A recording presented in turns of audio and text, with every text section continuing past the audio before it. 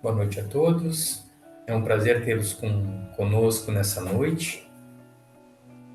E para iniciar a nossa harmonização, nós vamos assistir essa mensagem.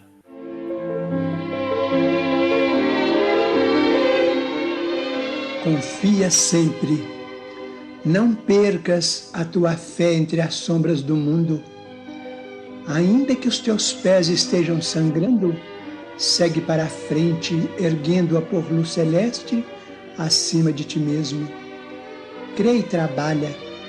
Esforça-te no bem e espera com paciência. Tudo passa e tudo se renova na terra, mas o que vem do céu permanecerá. De todos os infelizes, os mais desditosos são os que perderam a confiança em Deus e em si mesmos, porque o maior infortúnio é sofrer a privação da fé e prosseguir vivendo. Eleva, pois, o teu olhar e caminha, luta e serve, aprende e adianta-te. Brilha a alvorada além da noite. Hoje é possível que a tempestade te amarfanhe o coração e te atormente o ideal, aguilhoando-te com a aflição ou ameaçando-te com a morte. Não te esqueças, porém, de que amanhã será outro dia.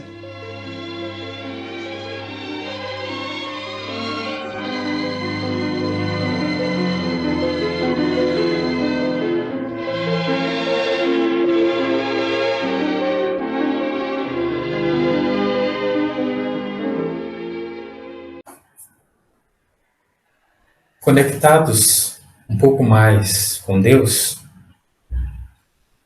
vamos agradecer ao Pai Maior a oportunidade da vida.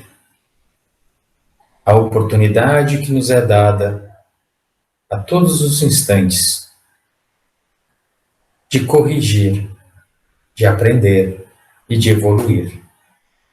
O Pai, na sua infinita misericórdia, nos fornece oportunidades diárias para o crescimento, para a evolução.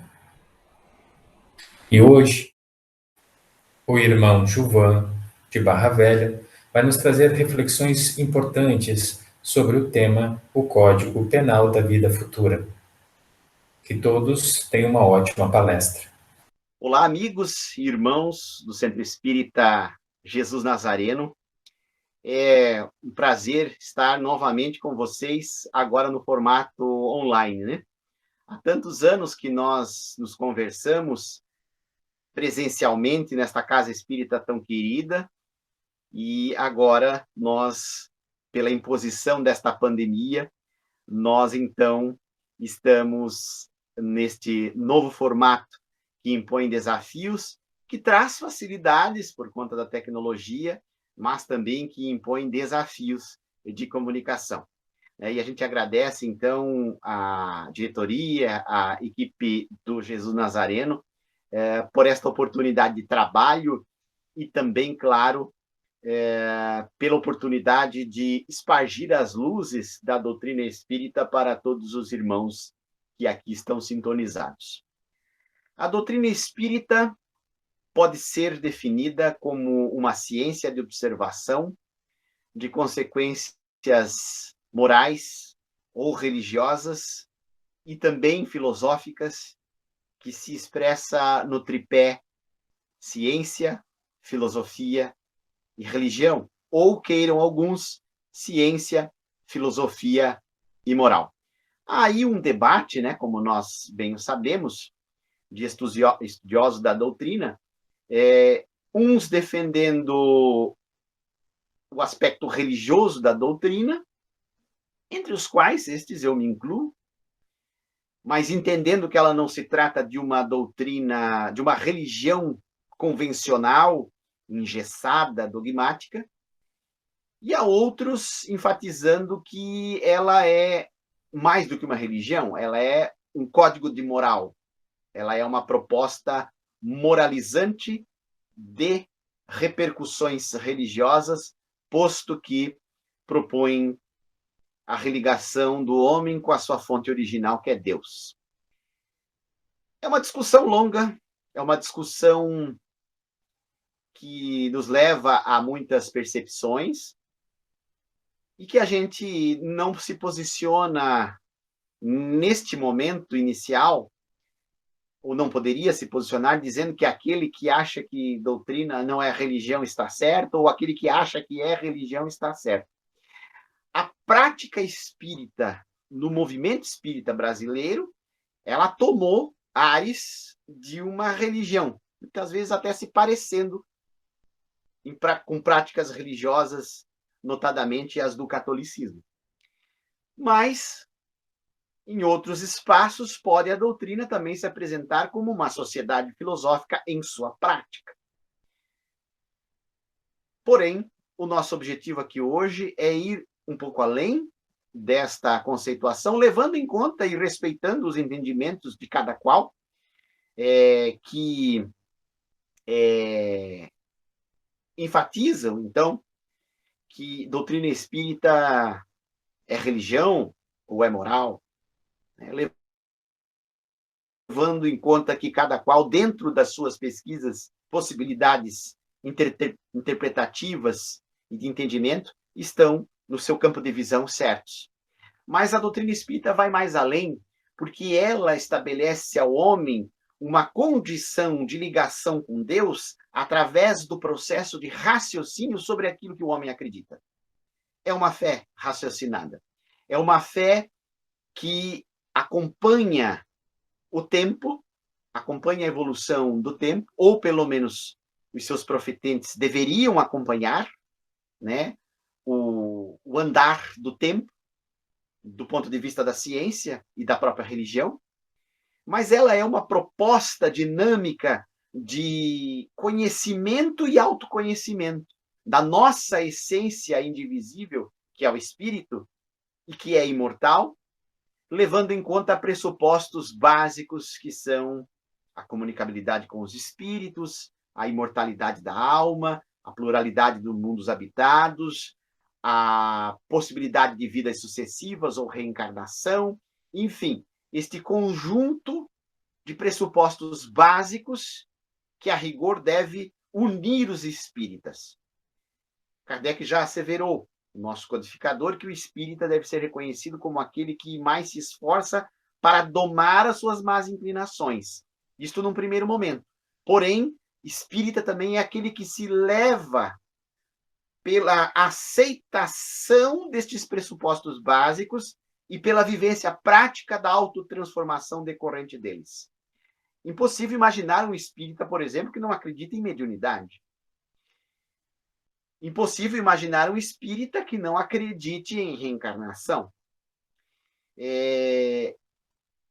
Impossível imaginar um espírita que não pense na possibilidade de vidas em outros planos, ou num mesmo plano com várias faixas de existência, conforme algumas proposições, por exemplo, do autor espiritual André Luiz, pelo nosso Chico Xavier.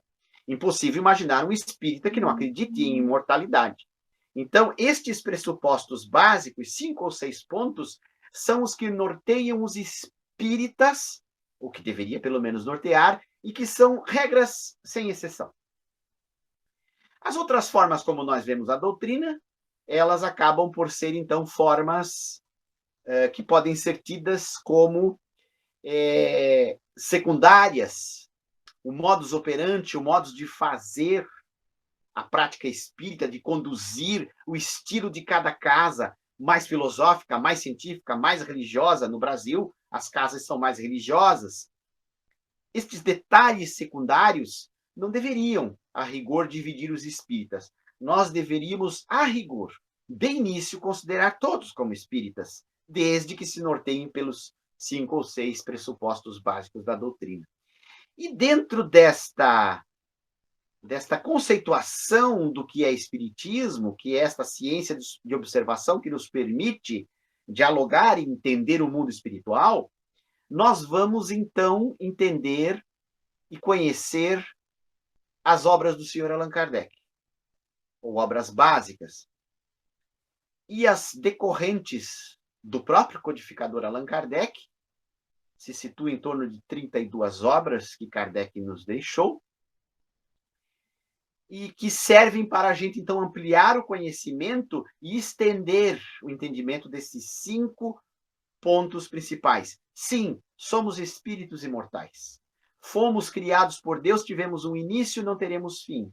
Estamos sob o influxo da lei da reencarnação. Reencarnaremos até atingir a nossa purificação espiritual, o nosso estágio de espírito avançado ou evoluído. Sim, temos condições de nos comunicar com os nossos entes queridos que foram para o mais além, com seres extracorpóreos, com consciências que estão entre as dimensões. Sim, existe a possibilidade de destas entidades espirituais viverem em mundos que não o nosso, que se situam em condições de percepção extrasensorial, as quais nós, a rigor, na nossa matéria densa, não conseguimos entrar. Tudo isto é estendido, então, nas obras básicas. E dentro das obras básicas, nós temos as 5 consideradas mais importantes, a partir de O Livro dos Médiuns, de O Livro dos Espíritos, passando pelo Livro dos Médiuns, o Evangelho segundo o Espiritismo, a Gênese e o Céu e o Inferno. Poderíamos incluir aí também um livro importante, que é O que é o Espiritismo. Inclusive, em algumas orientações, o Sr. Kardec sugeriu que se começasse também por O que é o Espiritismo. Mas, enfim, 5 obras básicas ou 6 obras básicas, e aí as decorrentes. E isto, quando a gente começa a mergulhar no conhecimento espírita, nós vamos observar a possibilidade de desencadear este processo de autoconhecimento, esta reaproximação que o Espiritismo tem pelo seu potencial intrínseco, de nos conectar com Deus e de nos assumirmos espíritas vivenciando uma religião ou uma ética religiosa baseada em modelos já pré-estabelecidos. Sendo que, no Brasil, o principal modelo de apresentação, de vivência da fé espírita é o Evangelho através das concepções de Jesus, oriundas a partir do tronco judaico-cristão. O movimento espírita no Brasil ele é um movimento notadamente evangélico, posto que ele se baseia, e não por acaso, em o livro do Evangelho segundo o Espiritismo, que é o principal livro de Kardec conhecido no Brasil, mais que o próprio Livro dos Espíritos, que a rigor deveria ser o primeiro a ser conhecido. Mas os espíritas, acho que até pelo próprio perfil do povo brasileiro, eles vão primeiramente beber na fonte do Evangelho. Até porque lá na questão 621, né, de O Livro dos Espíritos, nós temos aí o modelo e guia, aliás, 625, né, o modelo e guia da nossa humanidade, que é colocado como Jesus. Então, o espírita parte do entendimento que, pelo menos para nós ocidentais, nós tivemos uma primeira revelação com Moisés, uma segunda com Jesus, e a terceira consubstanciada nas obras e no conhecimento que exara a partir dos estudos do Sr. Allan Kardec. Então, nós estamos imersos num ambiente cristão e somos e mergulhamos no conhecimento espírita pela ótica do cristianismo. Mas não que um irmão de tradição budista não possa também estudar Kardec. Não que um irmão nosso de tradição islâmica ou judaica não possa estudar Kardec. E até os nossos irmãos de origem afrodescendente, talvez os que mais façam isso, porque os nossos irmãos da Umbanda, via de regra, até pela humildade expressa da Umbanda, em sua maioria, eles estudam simultaneamente Kardec com os pressupostos da Umbanda. Muitas casas umbandistas, candomblecistas, têm horários para o estudo da obra de Kardec. Porque eles já estão conscientes de que Kardec amplia os horizontes de entendimento e se torna aquilo que o próprio codificador falou, uma ferramenta para o entendimento e a prática da religião ou da religiosidade, ou da fé. E nestas obras, hoje nós vamos entrar numa delas, que é muito importante, que nos mostra a destinação dos espíritos nos seus variados graus, e que se chama O Céu e o Inferno. E nós vamos mostrar para o amigo internauta do Centro Espírita Jesus Nazareno a beleza que é um fragmento pequeno da obra O Céu e o Inferno, que se chama Código Penal da Vida Futura. É interessante que quem, porventura, já tenha entrado no universo das ciências e dos estudos jurídicos e começa a analisar a forma da escrita da lei, como são formadas as legislações, como são aprovadas as legislações pelos legisladores humanos, as leis humanas, limitadas e falhas, como sabemos, mas quando a gente começa a estudar o direito, a gente vai ver como há uma similitude entre a lei humana e a lei divina expressa na codificação espírita. Vou explicar melhor. A lei humana, ela se subdivide em códigos expressos, novamente subdivididos em artigos e caputs, que são os títulos de cada artigo, e que inserem a pessoa estudiosa da norma jurídica na lei específica, para poder fazer a sua fundamentação, para dirimir uma dúvida ou uma demanda jurídica, por exemplo. Na doutrina espírita, o senhor Allan Kardec, pelo seu didatismo fabuloso, ele que era pedagogo, ele também, pode-se dizer assim, ele também faz da doutrina espírita um código normativo, que começa no Livro dos Espíritos, e que ele desdobra nos outros 4, Livro dos Médiuns, o Evangelho, o Céu, o Inferno e a Gênesis, já citados. O conteúdo do Livro dos Espíritos, ele é detalhado nas outras 4 obras do Sr. Allan Kardec, entre elas o Céu e o Inferno, que nós iremos entrar agora. E isso se assemelha muito a uma legislação humana, só que é melhor do que a legislação humana, porque ela é atemporal.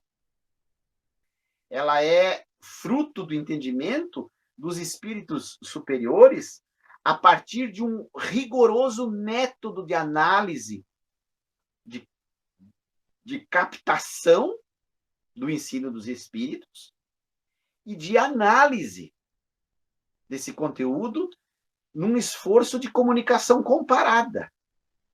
O Sr. Allan Kardec foi um hábil entrevistador, foi um hábil jornalista, foi um hábil legislador, posto que ele nos trouxe um conteúdo doutrinário que é uma legislação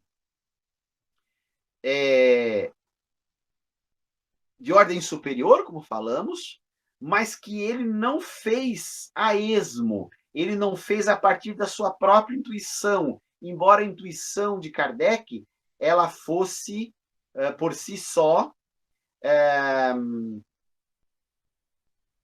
muito avançada, porque ele conseguia captar aquilo que os espíritos estavam ditando com notável acuidade. Kardec foi um grande médium, na verdade, sem ter exercido uma mediunidade ostensiva. Ele foi um médium intuitivo, que coordenou todo o processo de recepção das informações dos espíritos e posterior análise comparada para ver o que estava à luz da razão, e que ali constituiria, então, o corpo doutrinário da filosofia que nascia, da filosofia nova espiritualista, da nova psicologia, da nova proposta científica e também moral, chamada, então, espiritismo, que ele assim o nomeou.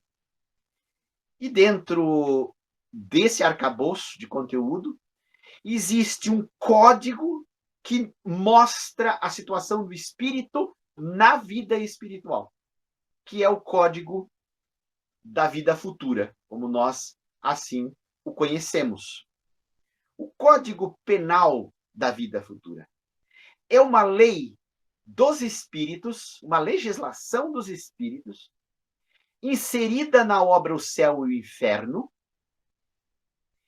que nos possibilita entender a destinação e as penas do homem terreno quando transposto pelo fenômeno da morte para o mundo espiritual, para que nós entendamos a felicidade ou a infelicidade no mundo futuro, sob a ótica da doutrina espírita. É maravilhoso esse Código Penal. E como falamos, evidentemente, ele é superior ao Código Penal da Terra. Para vocês imaginarem, o nosso Código Penal brasileiro é de 1942, se não me engano. Está muito defasado e precisa de uma atualização, assim como houve até com o Código Civil, que em 2002 teve uma nova versão. Esses processos de atualização humana da legislação demandam muito tempo e estão submetidos a muitos interesses, alguns deles nem tão nobres assim. Para que nós possamos refletir sobre a obra de Kardec do ponto de vista desse código e conhecer este Código Penal de ordem superior, o convite que a gente faz aos irmãos e irmãs é que possam lê-lo nos seus 33 artigos na obra O Céu e o Inferno. E nós vamos detalhar aqui alguns deles de maneira comentada para que a gente tenha ideia da beleza que é esta proposta dos espíritos para que nós tenhamos uma ideia mais aproximada da nossa vida futura. Do que nos espera de recompensa ou de punição, vamos usar a palavra punição entre aspas, porque o Espiritismo não leva em conta, não acredita num Deus punitivo, vingativo, como posto por religiões dogmáticas, não é? Mas nós vamos ter uma ideia, então, mais aprimorada daquilo que nos espera no mundo espiritual. E vamos fazê-lo através de uma reflexão de 2014, que nós achamos oportuna do ponto de vista do Evangelho, e que não é uma reflexão espírita, né? E sim do nosso formidável Papa Francisco, quando ele disse assim, num recado dado aos corruptos de toda ordem, de qualquer partido, de qualquer filosofia, de qualquer tendência política, quando ele falou em 11 de junho de 2014, um dia tudo terminará e no além não poderão levar o fruto da sua corrupção. Vejam que reflexão fantástica e formidável do também formidável Papa Francisco. Primeiro, ele estabelece que há algo além. Ele, como líder máximo da Igreja Romana, já nos deixa conscientes de que há uma vida futura. As concepções é que diferem, sejam no Espiritismo, sejam no catolicismo, sejam na Igreja Evangélica ou nas religiões não cristãs.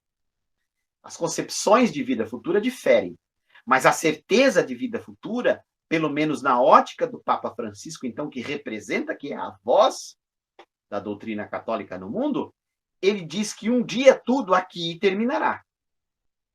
Isto tem correlação com a doutrina espírita. Terminará como? Terminará com a morte, não é? E, no além, quem for corrupto não poderá levar o fruto daquilo que corrompeu. Vejam como é importante e que nos leva a uma reflexão sobre o que nos espera, então, no além. O que a gente pode levar para o além? E aí entra o Código Penal da Vida Futura. Está lá na proposta, nos 33 artigos dessa legislação de ordem superior. Artigo 1º. A alma, o espírito, sofre na vida espiritual as consequências de todas as imperfeições que não conseguiu corrigir na vida corporal. O seu estado, feliz ou desgraçado, é inerente ao seu grau de pureza ou de impureza. Veja bem, a gente sabe que muitas vezes o sofrimento começa aqui mesmo. Mas é na vida espiritual que nós temos a colheita ou as consequências destas imperfeições de maneira mais pungente. e que representam a oportunidade de quitação dos débitos não corrigidos na vida corporal. Veja bem, quando não corrigimos a tempo aqui, nós estamos nos candidatando a quitar do lado de lá. Este é o primeiro artigo do Código Penal da Vida Futura, que estabelece que, então, o estado da alma no mundo espiritual é inerente ao grau de pureza dela. E por isso o Cristo, sabiamente, nos orientou: reconcilia-te com o teu adversário enquanto estás a caminho. Foi com base nesta fala do Cristo que, então, os espíritos estabelecem um Código Penal da Vida Futura que descreve: corrija aquilo que você pode corrigir na sua vida corporal para que não tenha que fazê-lo na espiritual. Porque é lá que você poderá, então, ter que ressarcir débitos de maneira mais ampla. E nós vamos para o artigo 2º. A completa felicidade prende-se à perfeição, isto é, a purificação completa do espírito. Toda imperfeição é, por sua vez, causa de sofrimento ou privação de gozo, do mesmo modo que toda perfeição adquirida é fonte de gozo e de atenuante de sofrimentos. Toda imperfeição é causa de sofrimento. Isso é importante que nós tenhamos como regra, sem exceção. A imperfeição nos causa o desconforto consciencial, ou pelo menos deveria nos causar, e ela nos gera, uma vez vivenciada, praticada, ela nos gera o sofrimento. E toda virtude, toda perfeição adquirida atenua o sofrimento. Veja bem, perfeição adquirida. Os espíritos deixam aí margem para o nosso entendimento de que perfeição não é algo que vem como uma láurea miraculosa, como uma outorga sem merecimento. Nós temos que galgar caminhos para a nossa perfeição. Nós temos que construir virtudes. Nós temos que desenvolver hábitos sãos através da prática do bem, da caridade material e espiritual, da prática das virtudes, do desapego aos interesses menos nobres, os interesses da matéria. Tudo isso, então, leva os espíritos a cunhar esse termo, perfeição adquirida. Perfeição não é algo miraculoso. Perfeição não é algo que Deus dá a povos eleitos. Deus não tem preferências. Deus não tem preferências. Então, perfeição adquirida, fonte de gozo e atenuante de sofrimentos. Importante que nós tenhamos isso em mente, porque é o caminho para a construção da completa felicidade. E no artigo 3º, olha lá o que os espíritos dizem: não há uma única imperfeição da alma que não importe funestas e inevitáveis consequências, como não há uma só qualidade boa que não seja fonte de gozo.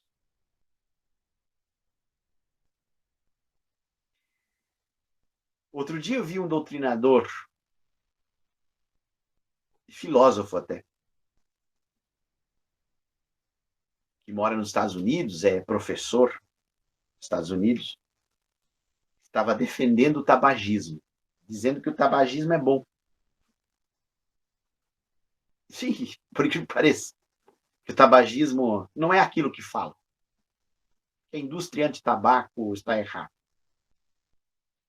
Este mesmo professor de filosofia, ele, por conta de o sistema de saúde norte-americano não contar com uma estrutura de saúde pública, ele veio esta semana para se tratar no Brasil, num hospital ligado a uma universidade pública, pelo SUS, por problemas de ordem respiratória. Semeadura e colheita. Como é que uma pessoa que leciona uma tese estapafúrdia de que tabagismo é bom não vai ter problemas decorrentes do tabagismo porque fumam um cigarro atrás do outro. Não há uma única imperfeição da alma que não importe funestas consequências inevitáveis. Inevitáveis. E as qualidades, então, são o quê? São fontes de gozo. Quando você desenvolve, mantém, adquire, nutre qualidades, você está gerando gozo. A soma das penas, dizem os espíritos, ela é proporcional à soma das imperfeições e dos desfrutes, dos gozos, é proporcional, então, à soma das qualidades. Quanto mais você constrói o bem e a virtude, mais você terá bons frutos. Quanto mais você soma penas, imperfeições, mais você terá desgostos, terá colheitas ruins. E no artigo 4º, Código Penal da Vida Futura, o céu e o inferno. Esta tradução que eu estou vendo aqui é do Evandro Noleta Bezerra, edição da Federação Espírita Brasileira. Em virtude da lei do progresso, que dá a toda alma a possibilidade de adquirir o bem que lhe falta, como de despojar-se do que tem de mal, conforme o esforço e vontade próprios, temos que o futuro é aberto a todas as criaturas. Ninguém está perdido na criação de Deus. Ninguém está irremediavelmente perdido na criação de Deus. Nós estamos todos imersos na lei do amor. E também sob o influxo da lei do progresso. É ela que dá ao homem a possibilidade de adquirir o bem que falta, ou seja, de construir virtudes e se despojar do mal. E não é um processo de santificação imediata, ou, como já falamos o termo, miraculosa. Esse processo de construção de virtudes, ele é gradativo também. A aquisição de valores é gradativo. A forma como nós nos portamos no mundo e vamos, então, adquirindo qualidades é gradativa. Eu lembro do Juvan, de 20, 30 anos atrás, gente, como eu era tolo em muitas situações, como eu era o rei de piadas infames, de humorismos vulgares, de gostos vulgares, que hoje, infelizmente, eu já, em parte, não em todo, me libertei. Em parte. Mas eu sei ainda o manancial de lutas, de imperfeições, de vícios que eu ainda tenho que vencer. Que eu ainda tenho que vencer. Que eu ainda tenho que despojar. Olha a expressão dos espíritos. Como eu me despojo disso? Com esforço e vontade própria. O futuro está aí, o texto dos espíritos. É aberto a todas as criaturas. Porém, tem que ter o esforço, tem que ter a vontade, tem que ter a dedicação para que a gente possa se desvencilhar. E ainda, no 5º artigo, dependendo do sofrimento da imperfeição, a alma, como gozo da perfeição, a alma traz consigo o próprio castigo ou prêmio, onde quer que se encontre, sem necessidade de lugar circunscrito. O inferno está por toda parte em que haja almas sofredoras, e o céu igualmente onde haja pessoas felizes ou almas felizes. Isto é muito importante, porque muita gente diz, aqui se faz, aqui se paga. De certa forma, sim. O inferno é aqui mais. De certa forma, é aqui. Não é mais aquela teologia, que me perdoem os irmãos da Igreja Romana, muito respeitáveis, mas não é mais aquela teologia literal de que diz que o inferno é um lugar circunscrito de dor e sofrimento. O inferno é onde há o sofrimento, mas não necessariamente um lugar definido. Está por toda parte onde há sofrimento. Quando nós olhamos a Cracolândia de São Paulo, as áreas de consumo de drogas das grandes cidades, as áreas da miserabilidade humana, da degradação humana e social, ali está o inferno, ali está a dor. Mas não pensamos que seja só inferno e dor. Muitas vezes ali nós encontramos grandes almas, trabalhando e renunciando para o próximo. Que diga o padre Júlio Lancelotti, que fez destas áreas o seu campo de trabalho. E muitas vezes, nas regiões mais abastadas, nas mansões mais ricas, nos espaços mais luxuosos, estão aqueles que exploram, estão aqueles que acumulam capitais, estão aqueles que usurpam, estão aqueles que violam direitos, estão aqueles que fazem as leis que nós falamos, que muitas vezes não são tão nobres assim, de acordo com os seus interesses e não os da coletividade. Por isso, Chico Xavier psicografou num livro, está reunido num livro belíssimo da Lavra de Chico Xavier, chamado A Luz da Oração, a prece de Cerinto. O espírito de Cerinto roga em prece não por aquele que é ferido pela pedrada, mas por aquele que atira a pedra. Porque muitas vezes nós concentramos o nosso olhar piedoso, a partir da doutrina espírita, nós concentramos um olhar piedoso para aquele que sofre, para aquele que está com frio, que está com fome. Mas o que causou a desigualdade, para este, muitas vezes, nós fazemos de conta que não vimos. E até buscamos um pedacinho daquele privilégio que ele ostenta. Quando, na verdade, os grandes causadores das misérias sociais e humanas são os maiores devedores. Porque aqueles que estão ali no inferno de uma Cracolândia, muitas vezes eles são a consequência e não a causa. É isso que nós também precisamos entender e compreender das mazelas sociais. O pobre, para um espírita, ele não deve ser campo de trabalho. O pobre, a pobreza para um espírita não pode ser um laboratório de exercício da nossa caridade e do nosso desencargo de consciência de formar a cesta básica e levar para aquela comunidade carente. Isto deve ser feito. Isso nos traz regozijo, isso nos traz boas vibrações. Isto é absolutamente necessário. Mas a prece, muitas vezes, a orientação, o acolhimento, ela pode estar carecendo na mesa de uma pessoa abastada e rica, que precisa de uma orientação, muitas vezes, que vai mudar a sua vida muito mais do que aquele que está ali, aquele pária que está ali sofrendo com frio e com fome. Então, não pensemos apenas, então, somente em que a pobreza seja a nossa oportunidade de desencargo de consciência. Eu pago 5 cesta básica, tudo bem, na casa espírita, está tudo bem. Não está bem, não. A estrutura social precisa ser renovada. Por isso, o grande Paulo Freire dizia, não é? Que ele lutava por um mundo onde houvesse justiça social para que ela viesse antes da caridade. Claro que nessa frase, creio eu, no contexto dela, o Freire estava se referindo a esta caridade material, do pão, da sopa, da comida, do agasalho, da vestimenta.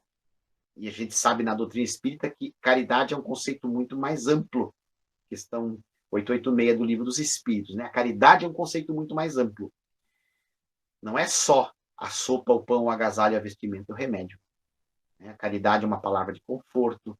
É o que o CVV, por exemplo, faz por aqueles que estão com ideias suicidas. Ali é uma grande caridade. É uma palavra amiga. Mas o que o Paulo Freire entendia na sua sabedoria era o seguinte, que onde há justiça social, você possibilita vencer a etapa da miséria e da fome. Depois, aí você abre o campo da caridade moral, da caridade da palavra, da caridade da orientação e da caridade do acolhimento. E tudo é caridade. Uma leitura edificante é caridade, uma palestra é caridade, uma atividade espírita, um passe é caridade. Não é só a cesta básica, não é só a sopa. Que tem o seu lugar, que tem a sua importância no processo da construção das virtudes, mas não é somente isso. Entendamos também a amplitude do termo caridade. Então, voltando ao Código Penal da Vida Futura, temos que entender isso. Nós trazemos o nosso castigo próprio dentro de nós ou o nosso prêmio, independente de onde nós estejamos. E nós podemos fazer, então, a caridade, seja lá no campo de sofrimento de uma Cracolândia, levando um agasalho, ou seja, numa mansão faustosa, riquíssima, onde uma rica senhora esteja lá oprimida pelo vazio existencial, pela depressão, levando a ela uma literatura espírita, falando a ela da beleza da vida, da imortalidade da alma.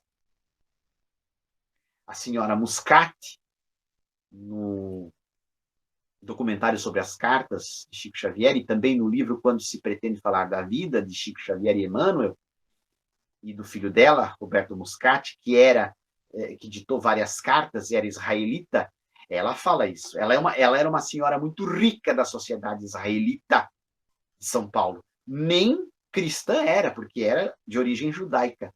Mas ela se prostrou em depressão no dia em que o seu filho desencarnou, vitimado por um acidente, um descongestionante nasal.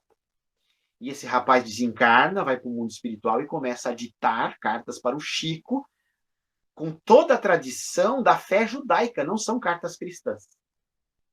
E ela se levanta da sua depressão a partir daquela psicografia.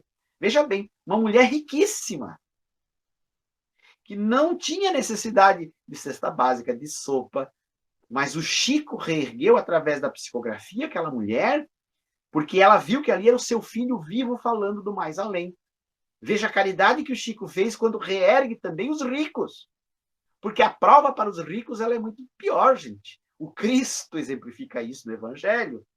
É mais fácil o camelo entrar no buraco de uma agulha. O camelo acorda, né? Um rolo de corda entrar no buraco de uma agulha do que o rico entrar nos reinos dos céus. Então, o Cristo faz o alerta, mas o Cristo acolhe a todos. Porque o Cristo não pensava só nos pobres. Quando ele pede para Zaqueu descer da árvore, lá na famosa música do Faz o Milagre em Mim, quando o Cristo se convida para cear, para jantar na casa de Zaqueu, ele está também atendendo o rico capitalista, acumulador, cobrador de impostos, mal visto. Mas quando Zaqueu imediatamente se magnetiza pela mensagem de Jesus, a salvação entra também na rica casa de Zaqueu, a partir do desprendimento dos bens terrenos. Então, Zaqueu também era pobre nesse sentido. Talvez mais pobre do que os pobres famintos.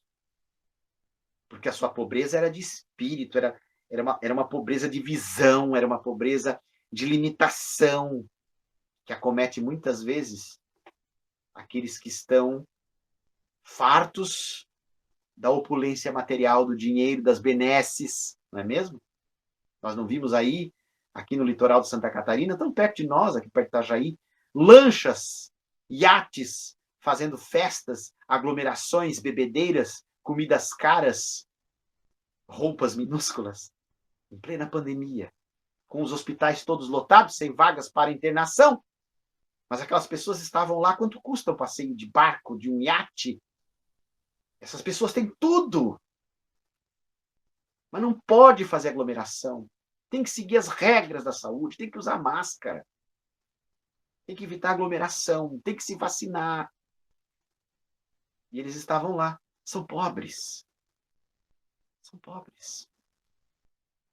Agora, claro, no primeiro momento você alimenta o faminto, evidente. Porque aqueles pobres que estão lá na opulência, muitas vezes ainda não querem o socorro. E os famintos já estão pedindo socorro. Então você vai lá e alimenta. Mas não esqueça que isto não é laboratório para trabalhar a caridade. Isto é campo de doação e de renúncia. Vamos ao 6º artigo. Gente, são 33 artigos, eu já estou na reta final. Eu queria que o Júlio me desse quanto tempo falta, Júlio, para a gente poder encerrar. Mas, assim, 6º artigo, são 33, como eu falei, o Código Penal da Vida Futura nos insere essas reflexões e vai ficar para o nosso internauta e o nosso amigo do Jesus Nazareno pesquisar essa legislação e completá-la em casa. Dever de casa. O bem e o mal, artigo 6º, que fazemos decorrem das qualidades que possuímos. Não fazer o bem quando podemos e portanto, não fazer o bem quando podemos é, portanto, o resultado de uma imperfeição. Se toda imperfeição é fonte de sofrimento, o espírito deve sofrer não somente pelo mal que fez, como pelo bem que deixou de fazer na vida terrestre. Veja esta reflexão importante. O espírito, no além, ele sofre não só pelo mal que fez, mas pelo bem. Artigo 6º do Código Penal da Vida Futura, pelo bem que deixou de fazer. Quanto tempo eu perdi, dizem os espíritos. Veja a mensagem de reis e rainhas no próprio céu e inferno. Quanto tempo eu perdi, quanto tempo eu me demorei. Eu conheci um senhor no Centro Espírita Jesus de Nazaré, aqui em Barra Velha, foi a primeira casa que eu frequentei, que morou em Uberaba. E ele veio depois a morar em Barra Velha. E ele me contou uma vez, ele disse: Gilvan, quantas vezes eu cruzei por Uberaba nos anos 80 e vi o Chico, já velhinho, com um séquito de amigos espíritas, irmãos espíritas, o Chico indo para as atividades assistenciais, indo para, talvez, para o abacateiro, indo, talvez, para levar uma cesta básica, um farnel, um pão, fazer uma sopa. Eu nunca parei de falar com o Chico Xavier. E 20, quase 30 anos depois, eu descubro o que é a doutrina espírita. Estou no Centro Espírita em Barra Velha. Vejo o tempo que eu perdi. Por que eu não abracei aquele homem? E eu disse para ele, para esse senhor assim: se o senhor tem em mente que o senhor chegou na hora certa, no momento certo, à doutrina espírita. Talvez lá o senhor não estava maduro o suficiente para a absorção das ideias que o senhor está absorvendo agora. Mas se a sua consciência já lhe cobra, por lá em 1980, o senhor não ter abraçado o Chico Xavier quando morou em Uberaba, é porque esta lei divina, os mecanismos da lei divina já estão ressoando em sua mente. E aqui o senhor está entre amigos e irmãos. Mas o senhor já está, então, sofrendo pelo bem que deixou de fazer. Só que sempre é hora de recomeçar. Vamos à mensagem de Emmanuel? Talvez a gente não possa voltar atrás e fazer um novo começo, mas podemos começar agora e construir um novo fim. Toda hora é hora de começar. Então é importante esta concepção. Eu vou dar uma avançadinha aqui, gente. A expiação, olha a reflexão do Código Penal da Vida Futura sobre a expiação. A expiação varia segundo a natureza e gravidade da falta, podendo, portanto, a mesma falta determinar expiações diversas conforme as circunstâncias, atenuantes ou agravantes em que for cometida. Para que a gente não tenha um sofrimento por antecipação, de achar que nós vamos pagar mais ou menos do que deveríamos. Principalmente o pagar menos. Eu não sofro o quanto eu merecia, eu fiz muito mal, eu sou uma pessoa muito ruim. Não. Não pensemos dessa forma. A nossa expiação, se necessária, se ela tiver de vir, ela varia, então, segundo natureza e gravidade da falta, e determinar, então, as dores que iremos sofrer, mas com circunstâncias atenuantes ou agravantes. Aquela história antiga que a gente já ouviu na casa espírita, de que a pessoa com uma prática espírita de muitos anos sofreu um acidente e teve um dedo amputado. E aí reclamou, mas os mentores revelaram que ela tinha na programação perder a mão inteira. Mas por misericórdia divina, pelo acréscimo da misericórdia, então, e pela prática no bem, já por encontrar as benesses do Evangelho, ela perdeu, então, um dedo e não a mão inteira. Porque essas circunstâncias que se tornam atenuantes ou agravantes, elas são expressões da própria misericórdia divina. Se for atenuante, é misericórdia divina. Se for agravante, e tomara que não seja, mas se houver um agravante nas expiações, que nós tenhamos a exata noção de que este agravante ele vem em decorrência da necessidade da correção e também da gravidade da falta. Nada acontece por acaso. 530 mil irmãos nossos partiram para o mais além devido à pandemia da Covid-19 no Brasil. Quantos de nós perdemos entes queridos? Estamos nesse momento enlutados profundamente enlutados e impactados por este processo pandêmico. E hoje ainda eu conversava com uma senhora de 80 e tantos anos, cujo esposo, meu vizinho, partiu devido à Covid-19, não pela Covid, mas em decorrência da Covid, porque ele fechou o ciclo da doença, mas continuou hospitalizado, e aí morreu em decorrência da doença, já com 88 anos de idade. Então nós conversávamos isso, a família é muito católica, e nós conversávamos isso. Ninguém desencarna, então, com exceção da opção errada pelo suicídio, mas ninguém desencarna, então, sem autorização da lei divina. Ninguém parte de véspera, ninguém desencarna sem a providência divina autorizar, vamos dizer assim, ou programar. Porém, isto não invalida a responsabilidade daqueles que negligenciaram a possibilidade do atendimento e da cura. Ninguém desencarna sem a providência divina estar assistindo todo o processo. Mas isso não elimina a responsabilidade de quem desviou verba de respirador, de quem superfaturou vacina, de quem retardou processo de vacinação, de quem foi negligente, de quem desorientou. Quem fez isso contraiu karma gravíssimo. Vamos usar o karma aqui com a letra C. O karma não é uma palavra espírita, né? Mas para a ideia de ação e reação. Quem negligenciou a saúde pública e deixou a condição chegar em qualquer esfera, federal, estadual, municipal, e favoreceu as mortes pela Covid-19 ou qualquer outra doença, contraiu débito pesado. Está aqui, ó, agravantes, conforme as circunstâncias, expiação variando de acordo com a natureza da falta. Esta gente é criminosa. Mas nós espíritas devemos ter caridade para com os criminosos. Item do Evangelho segundo o Espiritismo. No importante artigo do Código Penal da Vida Futura, no 15º, já caminhando para o nosso final, nós vamos aqui a uma sabedoria importante dos espíritos. Uma condição inerente à inferioridade dos espíritos é não lubrigarem o termo da aprovação, acreditando-a eterna, como eterno lhes parece deva ser tal castigo, um tal castigo. Eterno e perpétuo se empregam, pois, no sentido de indeterminado. Nesta acepção, pode-se dizer que as penas são eternas para exprimir que não tem duração limitada. Isso é um artigo importante, esse é um artigo importante, porque ele nos leva, então, a entender que, como nós somos espíritos inferiores, nós até então, até chegarmos à doutrina espírita, nós pensávamos que era um inferno eterno, que era uma dor eterna, que era uma punição eterna.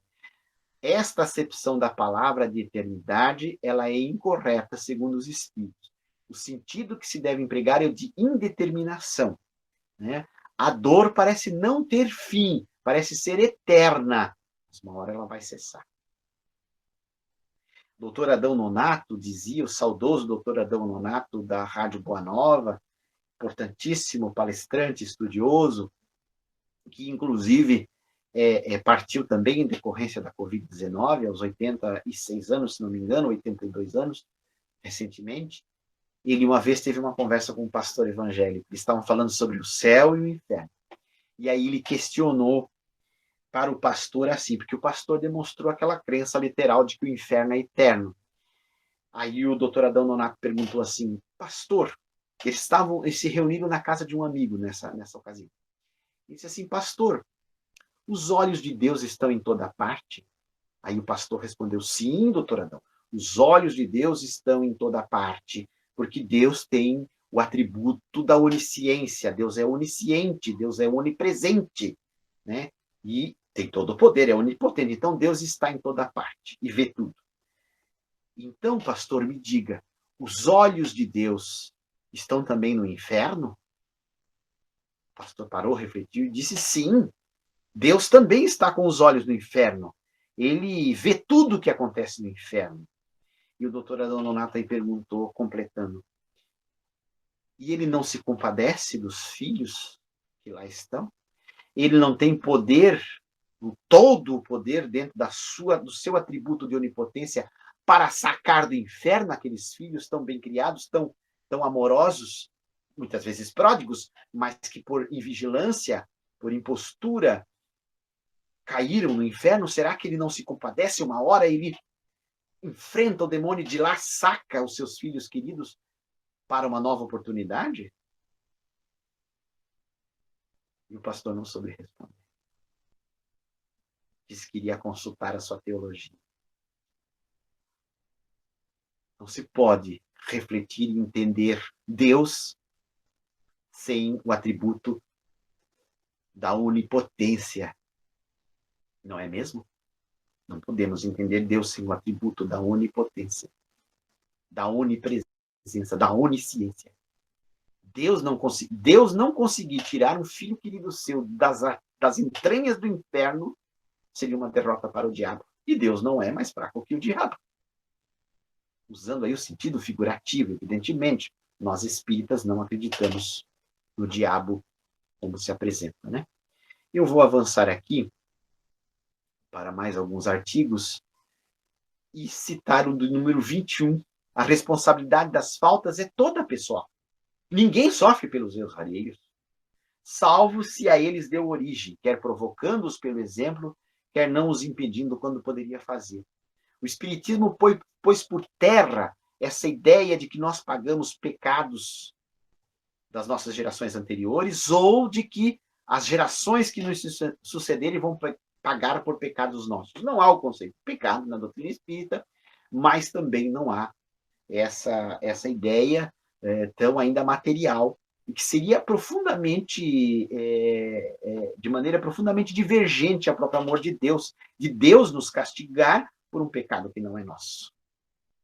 Então, a responsabilidade é pessoal, pagamos por aquilo ou vamos pagar por aquilo que nós semeamos, e não pela semeadura dos outros.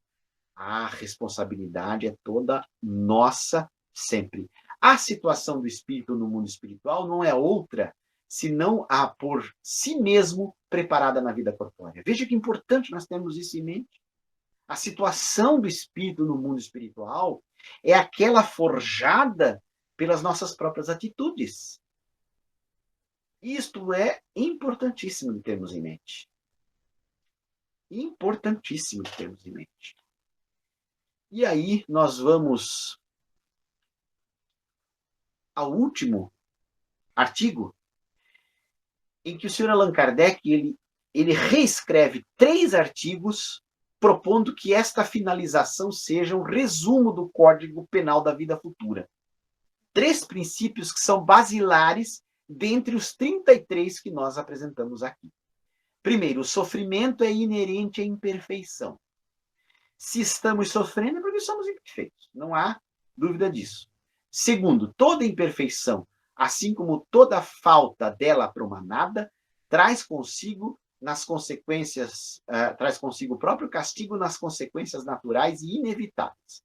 Assim, a moléstia pune os excessos e da ociosidade nasce o tédio, sem que haja mister de uma nova condenação especial para cada falta do indivíduo. Isso é importante, né? Toda imperfeição e toda falta que dela resulta tem como consequência um castigo, que não é castigo de Deus, é castigo da lei. Entenderam? Deus estabelece as suas leis, mecanismos justos, soberanamente justos e bons, mecanismos equitativos, mecanismos de reparação, mecanismos de reconciliação, de reestruturação, de cura. Estes são os mecanismos de Deus. Agora, a falta das imperfeições, ela traz no seu bojo a necessidade da reparação, através do, entre aspas, castigo, consequência natural e inevitável. É imperfeito, vai ter castigo. É muito claro isso. Semeadura e colheita, não castigo de Deus. Não este Deus, este Senhor, este soberano, impoluto num trono, determinando quem é povo eleito, quem não é, quem vai para o céu, quem não vai. Isto não cabe dentro deste padrão de fé raciocinada que nós entendemos como tal na perspectiva da doutrina espírita.